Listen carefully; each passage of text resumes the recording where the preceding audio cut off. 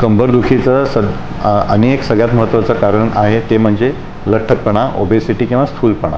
ज्या पेशंटचा पोटाचा घेरा खूप जास्त वाढलेला असतो, अशा पेशंटमध्ये सेंटर ऑफ ग्रॅव्हिटी ही असते ती जराशी पुढे शिफ्ट झालेली असते, त्यामुळे मणक्याच्या स्नायूवर अतिरिक्त ताण पडतो आणि अशा पेशंटना बॅक पेन जे असतं ते हे कायमस्वरूपी राहतं. गोळ्या खाल्ल्याने त्यांना टेम्पररी रिलीफ होतो, पण परत गोळ्यांचा इफेक्ट कमी झाला की अशा पेशंटमध्ये पुन्हा बॅक पेन किंवा कंबरदुखी ही चालूच राहते. जसं मी आधी डिस्कस केलेलं आहे की लेडीजमध्ये ऑस्टिओपोरोसिसमुळं बॅक पेन खूप जास्त कॉमन आहे.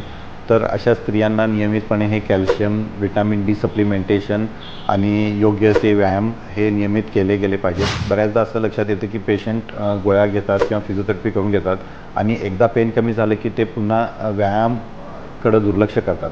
तर अशा केसेसमध्ये माझा असा सल्ला राहील की नियमित व्यायाम हेच सगळ्यात जास्त इम्पॉर्टंट आहे कंबरदुखी अवॉइड करण्यासाठी.